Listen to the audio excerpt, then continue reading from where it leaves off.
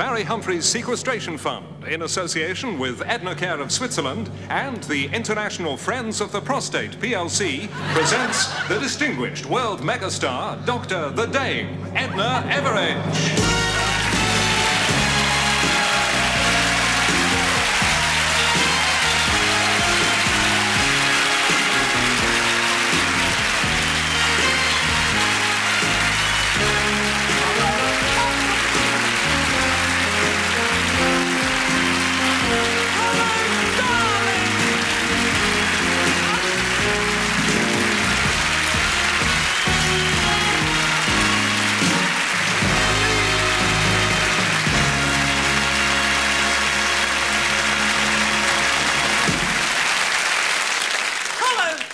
Yes, it is me. Isn't it exciting?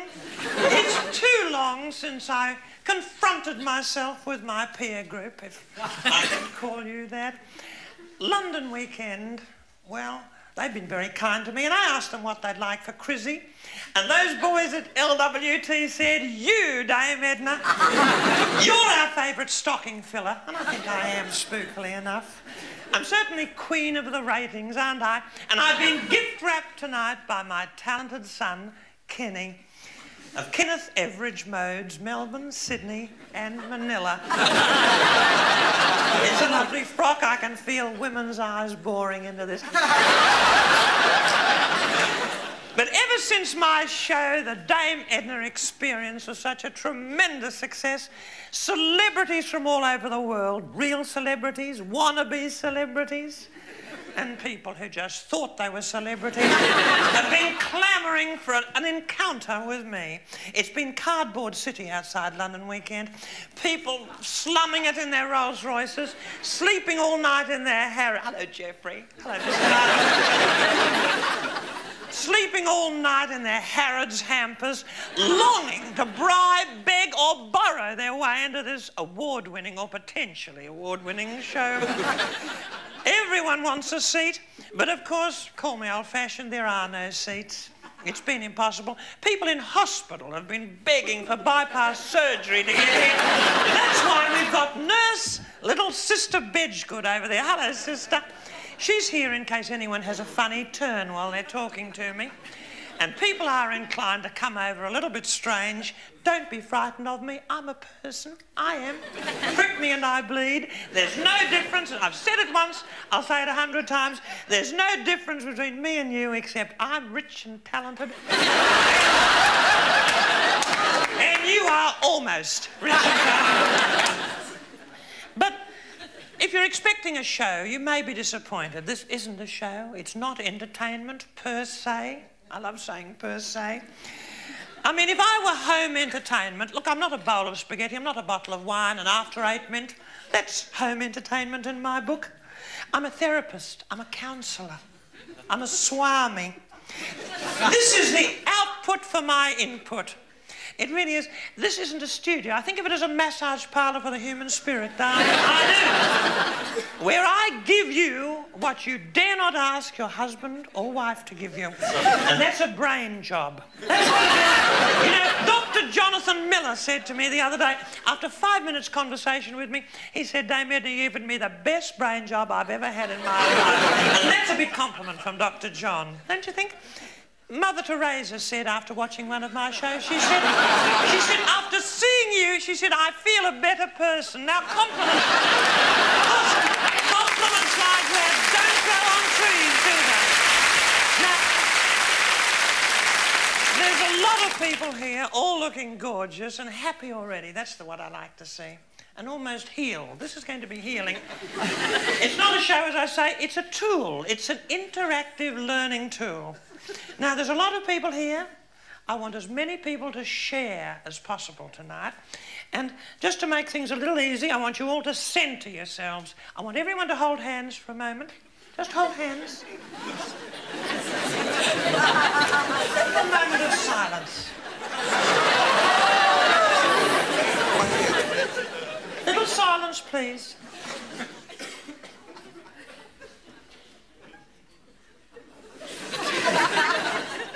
I wonder what people tuning in will make of this. Now, lots of questions. questions. First question, please. Who's got a question? Bob Hoskins. Bob, look at you, you darling. You look a bit biblical, don't you? And congratulations, before you say a word, Robert, on the wonderful success you've had. Oh, thank you. You've given minicab drivers new hope. He's found his way. This wonderful actor. You've found your way to the top of your profession, Bob, and probably couldn't find your way from Bermondsey to Bayswater. You clapped out Cortina, could you, Possum? What's your question, my darling? Well, it's not really a question. It's just that we were all talking outside, and I'm sure... That's understandable. Yeah, of course. But we were talking, and I'm sure I speak on behalf of all of us, that we're really very, very sad about your very tragic loss. My loss? Well, what, darling? I haven't lost anything, sweetheart. Your husband? He's just died? Norm. Thank you very much for starting my show. I'm afraid Norm has been gathered, yes. This is going to come as a bit of a shock to a lot of people in other parts of the world. But my husband, I mean, he's been clinically dead 5 times. But this is it, I'm afraid. And it is sad. It is very, very sad. It's something I have to learn to accept, Bob. Sweetheart, you put it very sweetly, and let's get it out of the way. My husband's last words to me were, "Give it to them, Edna." I wasn't quite sure what he meant, whether it was a professional exhortation or whether he was referring to some of his vital organs, because my husband has been globally recycled. He's a state-of-the-art donor. When we got to his bedside, he was just a dent in the pillow, poor darling. He signed himself away. As a matter of fact, he's been so successfully distributed throughout the world that I frankly thought the cremation was a waste of money. I don't mean that in a horrible way. I mean that very nicely. It would have been probably more sensible just to pop him in the microwave. I almost wish I'd done it in my own kitchen. What woman doesn't? But Sister Younghusband, my husband's constant companion, in fact, that nurse was his right hand for a very, very long time.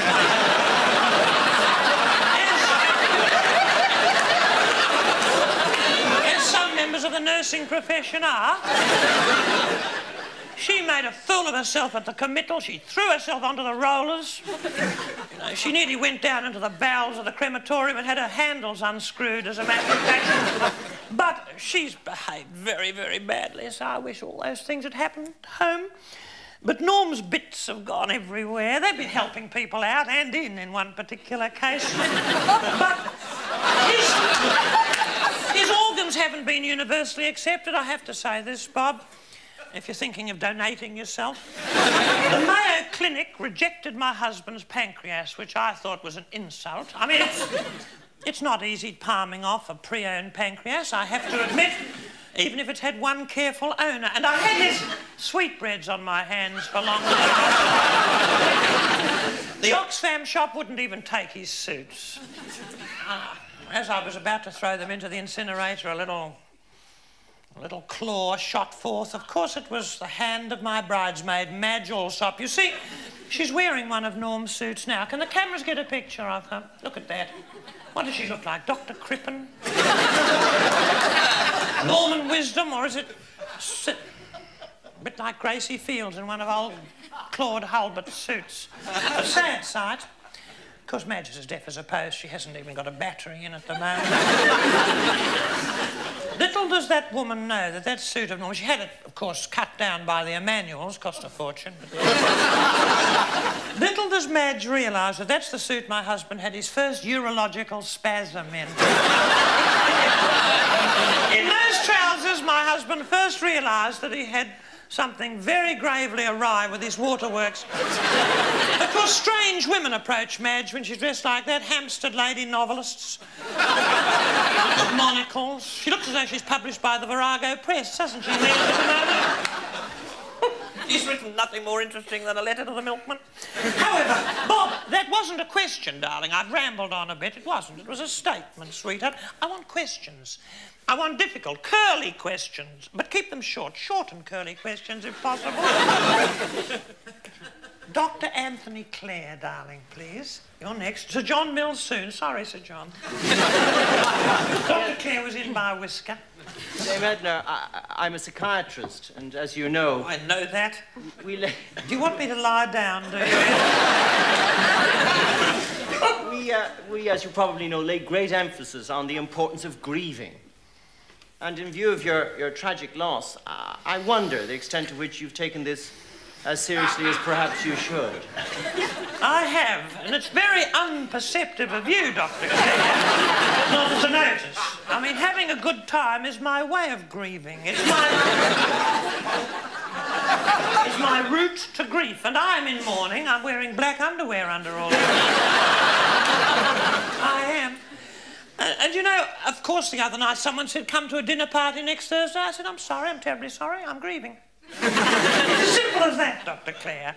You're just a little bit too simplistic, I think, in some of your assessments. I mean that nicely, I do. Sorry. Call me old-fashioned. But I do. And you know, I didn't mean to snap at you, by the way. I'm a little bit nervous. I'm suffering from PMT, possums. Post-mortem tension. That's what I'm suffering. But I have to say that on my last trip to Australia, where I have a little memorial to Norm, it's a little plaque. I visited his plaque. Of course, when I used to see him in the hospital, I'd visit his plaque. He had a lot of dental trouble, and the plaque hit you as soon as you walked in the door, but that's another kind of plaque. I have this little granite tablet on a wall out at the Garden of Rest, and it's very beautiful. The sprinklers are going, scattering their rainbows hither and yon, and there are people sort of sprinkling their various loved ones' ashes. It's beautiful out there, and I noticed already that a kookaburra, that's a beautiful Australian marsupial, had flown over my husband's memorial tablet, leaving... Well, shall we say it had passed over the tablet. I rushed back to my limousine to get a rag from the glove box, and I was just buffing it up. And I suddenly looked at the rag and realised it was a pair of my husband's underpants. At that moment, I knew grief. I said goodbye to him then. There, standing on a stepladder with a pair of my husband's soiled Y-fronts in my hand. Does that answer your question, Dr. Clare? Almost. Hayley Mills.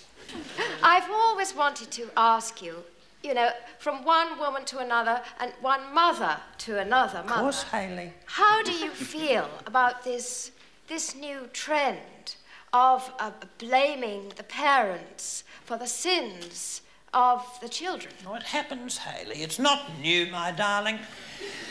It's not new. Children have been blaming their parents for years. They have. It happened. I remember almost blaming my mother. You know what I do? She had a lot to answer for, my mother. But it happened, and I think there must have been a time when you put your little Lord and Lady Mills through the mill, Hayley. There was a time, wasn't there? I don't mean to bring little skeletons out of closets. I don't, Hayley. I'm not going. Not that that little Bolton fellow was a skeleton. He was very nice. But I mean to say this. No. He was delightful. But I'm going to say this.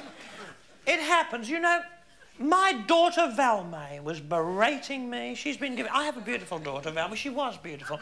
We pumped telephone numbers into her education.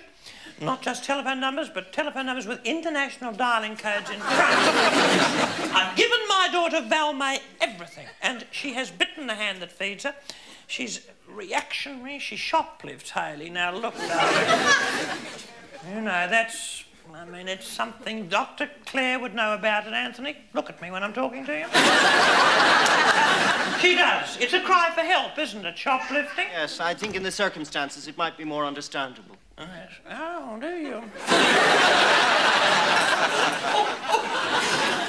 Nothing more unreliable than unremunerated medical advice, though.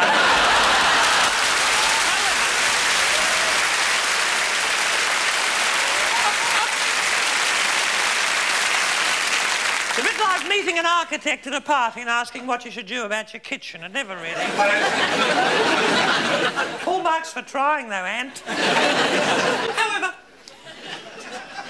she shoplifts. Remind me not to refer to you again, by the way, darling. I mean that caringly. Salme, she goes into supermarkets, she just takes things, she stuffs them down her pantyhose. I said to one of my minders, I said, follow that girl and pay for whatever she's got in her pantyhose. He said, she charges for that, does she? I've changed, Hayley. I'm a changed woman. It's tough love from me now. I don't do it.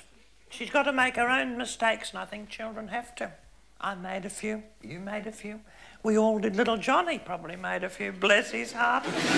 But we all do. And I think the more you get bolstered up by parents, the more you go on making the same mistakes. And I'm not doing it for Valmay. She's made her own bed. She's got to sleep in it, I'm afraid. Let's have another question. Barry Norman. Dame Edna, in your illustrious, unique career, there seems to me to be one thing missing, and that is the cinema. Don't you think it'd be a good idea to tell the story of your remarkable life on film? Yes, I would. I'm thinking of making a film. I'm thinking of making a film about my life. I've been approached by David Putnam. He wrote me a lovely letter from his club in Wigmore Street.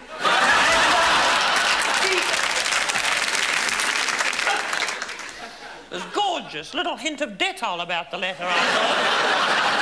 But he is going to... He's really very, very keen to sign me up. He is, Barry. Bless you. I'm writing my autobiography. I don't know what to call it, a spooky life or my gorgeous, gorgeous life, or call me old-fashioned. I haven't decided. But I'm sure... Who's going to read it when it comes out? Hands up. Oh, goodness. Well, you'll all be in the index, the rest of you won't. I don't know who to dedicate it to. I'm thinking of dedicating it to myself, as a matter of fact. Must be a bit different. But a film of my life will be wonderful. No, I don't know. I think I'll play myself when young. And I thought little Jane Seymour can play me as I am now. And then I thought that little dimpled dame, Judi Dench, could play me, you know, in the next decade or so. And then I'll have Diana Rigg playing me as an old woman. In heavy character makeup. I should mention, I'm heaving myself out of this luxurious chair, I should mention, Possums, that isn't this informal and lovely? I mean, it's hardly, doesn't feel like a show, does it? Well, it isn't. I should mention that all of you are wearing little stars. Have a peep down. You see those stars you're wearing? This is colour coding. And this is just for me. I can't tell you what the different colours mean, but it's degrees of stardom and celebrity. It is. You know, some have got green, some have got orange. I can't, it would be invidious for me to tell you what the colours mean. I'm not going to. You'd only be scratching each other's eyes out. Suffice it to say that little Jeffrey Archer's the only one with a yellow star. What does it mean? Isn't it spooky? Madge Allsop, my bridesmaid, naturally has no star at all. But that's as it should be. Anyway, to be very, very rude, and I wouldn't want to offend, you know, small-scale stars, you know, people wearing the green... Oh, what have I said? What have I said? Next question, please. Jonathan Ross. Dame, I'd like to ask you a personal question about your family, if that's okay. Oh, family, yes. I'm very interested in your unmarried son, Kenny. Has he resolved... Has he managed to come to terms with the nature of his sexuality yet? Has he come to terms with the nature of his sexuality? Jonathan, I'm disappointed in you. You make me feel like Mary Whitehouse, darling. My son is as red-blooded a male as you are, Jonathan. My son is a womanizer, as a matter of fact. I'd like you to go up to his room late one night. As a matter of fact, he asked me if I would ask you to go up to his room. You walk in there, you turn on the spotlights, they're all on dimmers. And there's Barbara Stanwyck, there's Joan Crawford, Susan Hayward, all these gorgeous, gorgeous women, Veronica Lake, Judy Garland, of course, Marlena Dietrich, all there smiling down from all. My son, by the way, is the Australian secretary of the Barbara Stanwyck Appreciation Society. And I said, Kenny, the only thing is, I said, that they're all dead, or nearly dead. I said, can't you just fall in love with a living woman? He said, you're my woman, Mum, he says to me. That's what he says to me. He said, you know, I love you like Anthony Perkins loved his own mother in that film. I haven't seen it, but I believe it's a delightful film. Let me know when it's on, Barry Norman, will you? You know all those things. You're better than what's on, possum.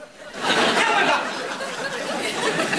I saw you with your hand twinkling almost first, Sir John Mills.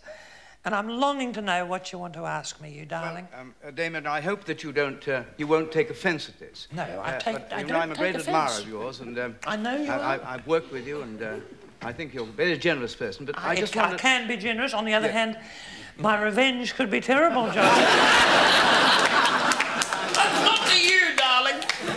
I wonder, Dame Edna, I mean, aren't you perhaps just a little bit worried that lovely Madge Allsop is fast becoming a star in her own right? Back to Madge. Well, she's becoming a star if too many people ask me questions about it. And incidentally, Geoffrey, your time will come. You know very well where impatience has got you in the past. I'm sorry. Madge, well, she was in this commercial. Of course, I'm glad she was. I put her up for it. She needed a bit of money. It's given her a little bit of an identity. She's with her autograph book. Of course, she's asked what celebrity hasn't been pestered by my bridesmaid for their autograph. But, of course, she is a television series, or her autograph book is in New Zealand. She puts her autograph book up on a sort of little stand and turns one page a week. They film it. That's a show in New Zealand. It gives you some idea. It gives you some idea of, you know, the standard. It's won an award. It won a bronze kiwi. It wasn't. It didn't look like a kiwi. It was a horrible brown lump. It looked like something a kiwi might have done. But anyway, I mean, of course, she dresses abominably. I mean, her clothes make the Turin Shroud look glamorous. I mean that nicely. I'm not meaning that in an irreverent way either. You know, the Turin Shroud. I think it's authentic, too. I mean, I don't believe that it's an old dishcloth with a picture of Billy Connolly on it. Next question, please. So, Yehudi Menuhin. Dame Edna, I know that your life at the top is full of stress. How do you deal with the day-to-day, those awful pressures during your mega-stardom? Oh, so Yehudi, you darling. Well, of course, like you, I was a bit of a child prodigy. I was, bless your heart. You were playing your little fiddle in the maternity ward, weren't you? And I was something like that. My mother told me this before we bundled her into the maximum security Twilight home. She said that when I was born, she said they brought this little bubba along with still a little mauve mop on its head. I was born with stereo, by the way. Yehudi, if I may call you that. Whatever I like. My mother said, what is it? What is it? You know how mothers do. What is it? What is it? And the nurse said, it's a one-off. It is a one-off. And if the word megastar had been coined then, they probably would have said that then. Probably said something like that when you were born too, little Ringo, you darling. I adore that boy. But I think, you know, I'm as fit as a fiddle. I think, to use a metaphor, you'd understand, Yehudi, darling. It's health. It is. I've still got my drives. I've still got my juices. My gynecologist looked up the other day and he said to me, he said, you are still capable of having grandchildren, Edna. Isn't that wonderful? Isn't it incredible? And I do simple little exercises. I do something. I'm going to pass this on to you because you could be in a better state of preservation than you are at the moment. I mean that very, very kindly. This is a person who's fond of you talking. I do something called yoga. Now, it's got nothing, it has absolutely nothing to do with yogurt. It's something else. It's an Oriental thing. I'll take you back afterwards and show you a few simple positions. I will. I hope no one will misconstrue what we're doing. There are a few little hazards in yoga. You know, I got actually locked in the slot position the other day. You know the slot position? That's the lotus spelt backwards. It gives you a rough idea what kind of position I was in.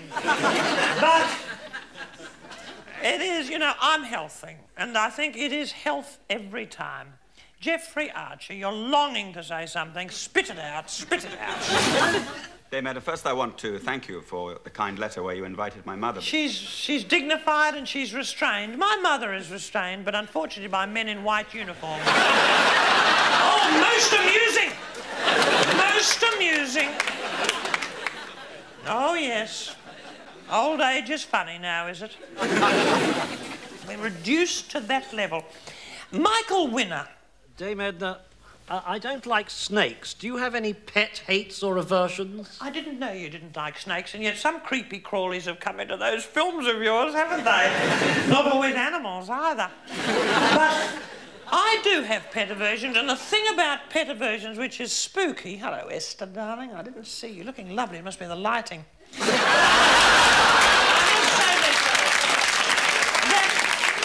Please, for heaven's sake... Lady Mills, I'm disappointed in you.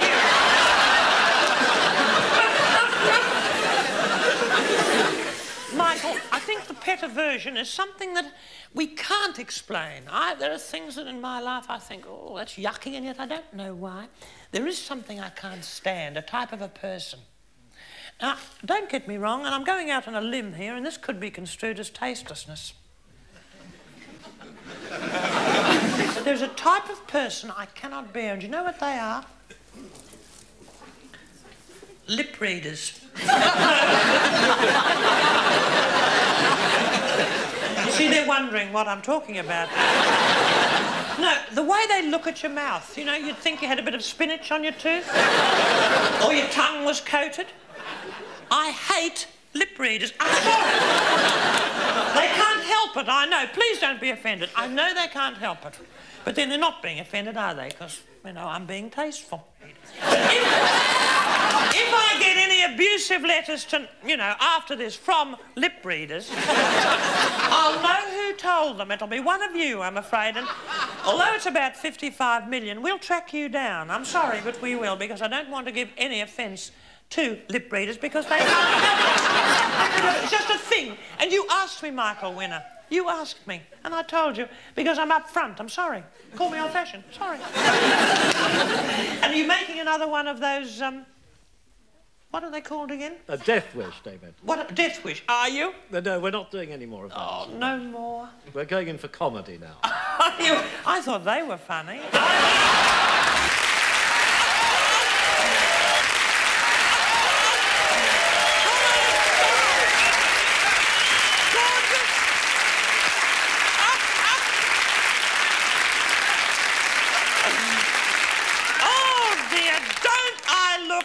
Absolutely gorgeous. I can't help it. I'm putting the words into your mouth. Eat your heart out, little Emmanuel's there. Another Kenneth Everage triumph I'm wearing. And I'm sorry I had to change my frock during that commercial break, but unfortunately I wet my dress. No, please. It wasn't nerves. Or would I make such a yucky and tasteless reference? No. But I spilled a little night nurse frappe on my frock. Old Madge carries it around in a thermos, don't you, Madge? And I must admit I had a little fortifying nip. And the result was a spoiled dress, not just for the time being. So I'm wearing this other creation, which is gorgeous and gives a bit of variety to the show. If variety it lacks, which it doesn't. It's a little tight, I just have to say.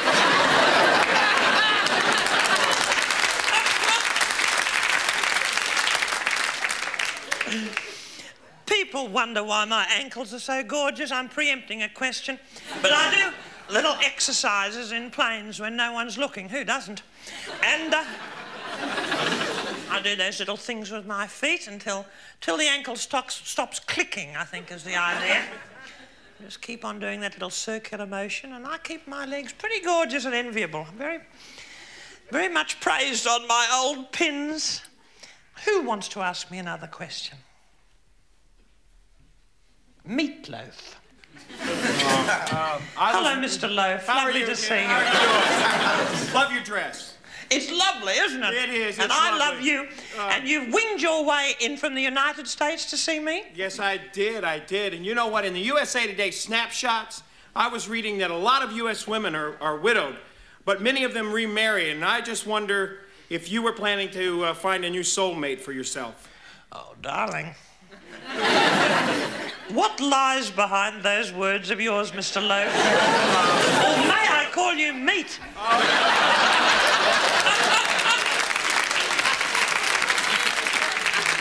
Oh, darling. Well, it is a bit soon after Norm. I shouldn't be smiling. It is a little bit soon for me to be thinking really too seriously of tying the knot with another person. Naturally, I'm looking.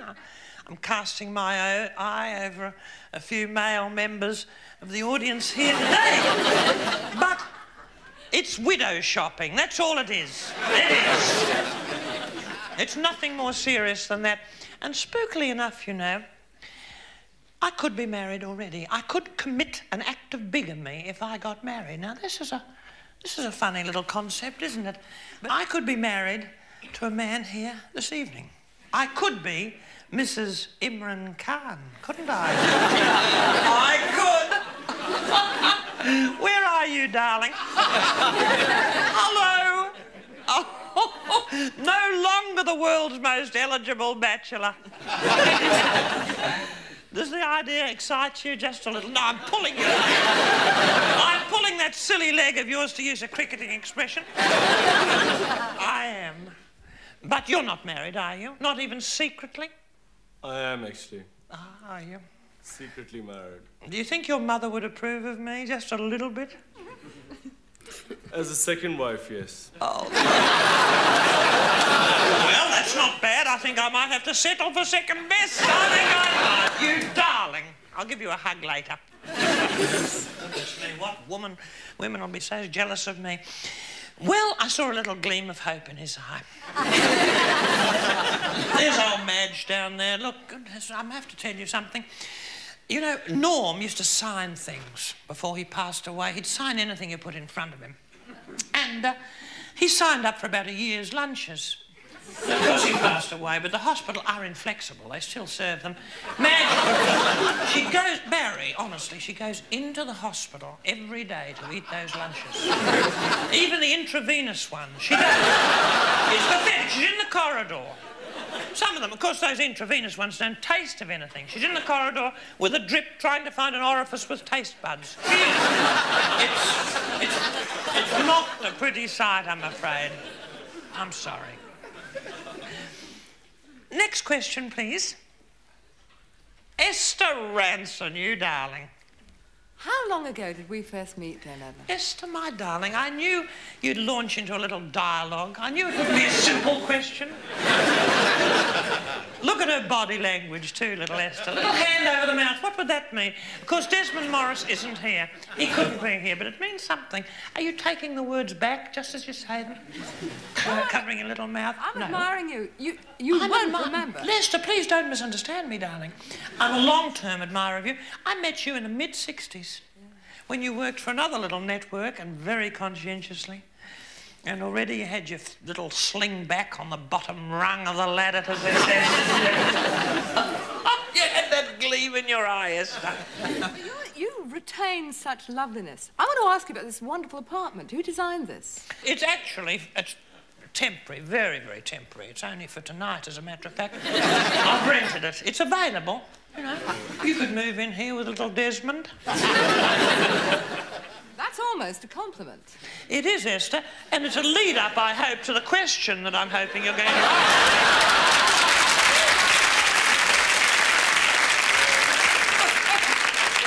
No show without punch. If you ever lost those radiant looks, would you ever contemplate plastic surgery? I wouldn't, Esther. I've never thought of plastic surgery. I've never had anything done to myself at all. Nothing. Nowhere? No, in no area of my anatomy have I had anything done whatsoever. And ladies can have a look at me later if they want to. I'm available in the powder room if they want to. No, I mean this quite seriously, Esther. Not even in the dental department, darling. Mind you, seen you coming out of Janet Street Porter's dentist. I have. No, I'm teasing. I shouldn't even make jokes about it because you look in very good shape and you've got that bone structure. Nose in the middle and an eye on each side. It doesn't suit everybody. Bill Wyman is longing to ask me something and I'm thrilled to see you here, Billy boy. Lovely to see you. And look, you don't change, do you? You don't. Fresh and, well, not fresh, but I mean cheerful and gorgeous and relaxed. You having a nice time? Not bad. Lovely to see you, Billy. You're a survivor, aren't you? And I'd like to know your secret for us young lads, you know, to know how you manage to survive like you do. Listen to that, Ringo, a survivor. You're a survivor. I mean, when the Stones started off, you started rolling with them, didn't you, darling? And you're still with us, and you're still giving a tremendous amount of pleasure. What is the secret of survival? There's a few survivors here. There's dear old Johnny there and lovely Mary. What are you, John, now? Are you 81 yet? Not quite. Not quite. Oh, what's all the fuss about then? No! Please! Please! However, there's Judy Dench, of course, my favourite dame. Hello, Judy, my darling woman. Lovely to see you here tonight too. Precious one. And I was thrilled when you got your damehood. I'm still thrilled when I think of it. You know, it's incredible that someone with a name like Judy Dench should have a damehood. Really, I mean this nicely, Judy, I do. And dench is an interesting word. It means false teeth. Did you know that? When we were burning my mother's things before she went off to the Twilight Home, we found an old book. Hayley, would you please look at me when I'm talking? You're so restless, darling. Little Hayley. When we were burning my mother's things, we found an old book on the meaning of names. It said dench. It's the same root as denture. I don't know if you ever knew that. It's spooky, isn't it? However, Judy, you're gorgeous. You're my favourite little dimpled dame, and I'll give you a hug later, precious heart. Bill Wyman, I haven't forgotten your question. Keep your mystery. Now, a lot of people don't know Bill. You see, they think of you, don't they, as the guitarist with the Stones. And it is the guitar, isn't it, that you play? And they don't know, you see, you've had all this publicity, you've been in the limelight all these years. They don't know you're an authority on medieval wall painting, do they? They don't know that every time a Bulgarian tapestry gets knocked down to a mysterious bidder at Sotheby's, it's you. It's coming into the Wyman collection. Bill, it is keeping a mystery, darling, isn't it? I mean, it's a pompous way of expressing it, but that is the bottom line. And there are bits of me I keep to myself. I think you know that, or you wouldn't be still probing away. You'd say there's a bit of Edna that she hasn't revealed, and there always will be. I'm still yielding up new secrets, like the earth yields up new precious and semi-precious stones. There's little Sam Fox. Hello, darling. Hello, Samantha. Looking beautiful. And who's that man next to you with his hand up? It's little Derek, is it? Oh, the glamour puss of the left. Hello, Derek, darling. I'll tell you what, David, I've been sitting here wondering why it is that I fancy you so much. I've actually realised. First I thought it was because you reminded me of Mary Whitehouse. Now I realise it's because you remind me of Margaret Thatcher. Is it? And you secretly fancy Margaret Thatcher, do you? After looking at you, that explains a lot, darling. It really does. Good luck with your career.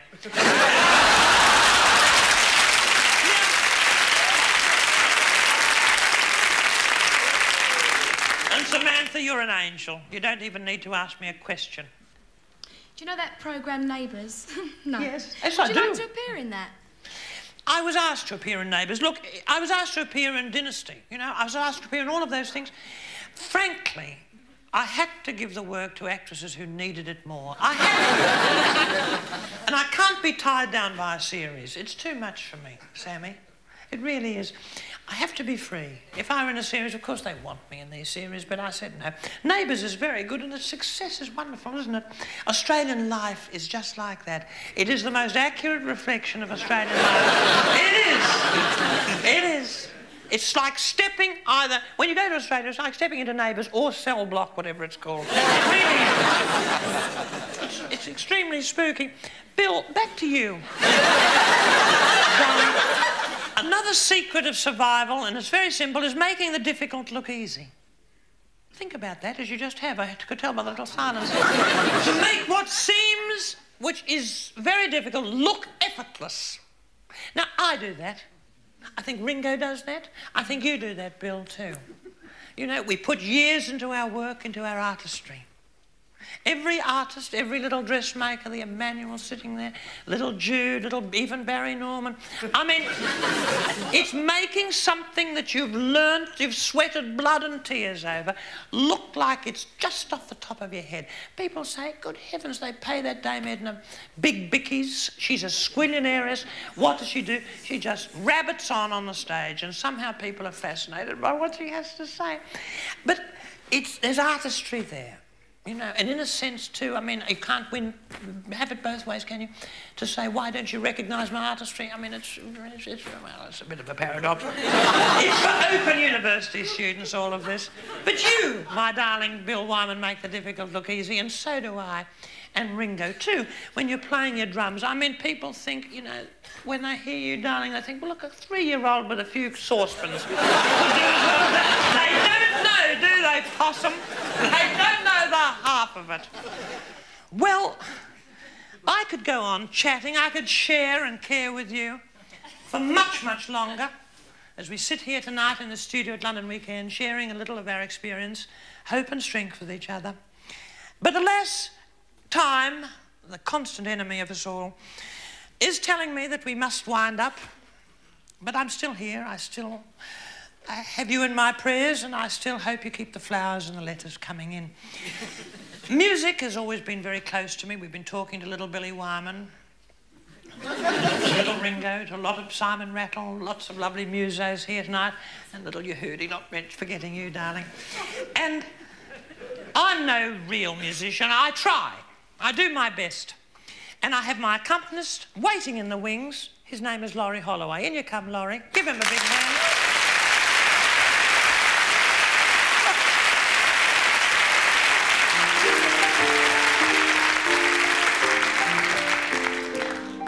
You're looking very nice tonight, Laurie. Thank you, Dame Edna. Don't you love this flat? Beautiful. Your skin is so lovely. My skin? I was talking about the flat.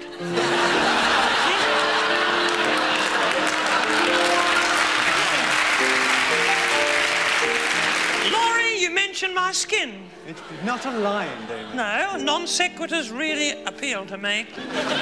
My skin is lovely. My skin... I feel a song coming on, Lauren.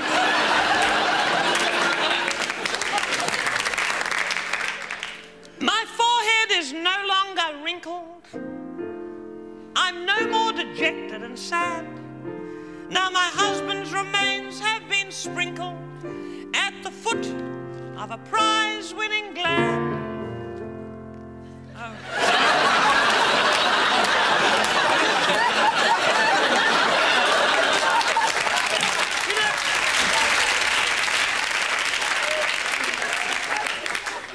Why does this make me think of Norm? Like a phoenix I've arisen from Norm's ashes. His vital organs are snap frozen at the labs. Possums, what am I trying to tell you? I'm a free woman on the market, up for grabs. It's time to let you menfolk touch the nub of me. Zero in upon the existential hub of me.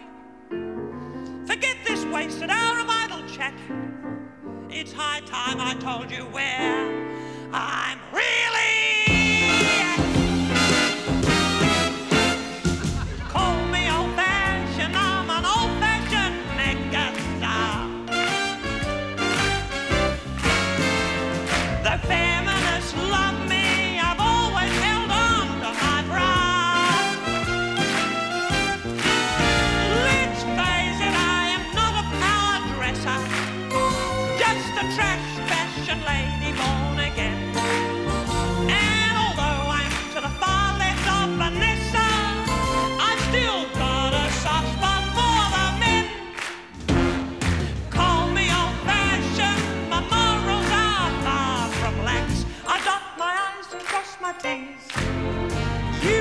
on me in Harrods with headscarf and file of facts. I put non-entities at ease. Success hasn't made me inaccessible. I've still got the common touch, I hope. And fame has made me unimpressible. I bought new undies to meet with the Pope. Janet Rager, but right now, possums, I need some toy boys eager to help me shop my favourite beat, South Molton Street.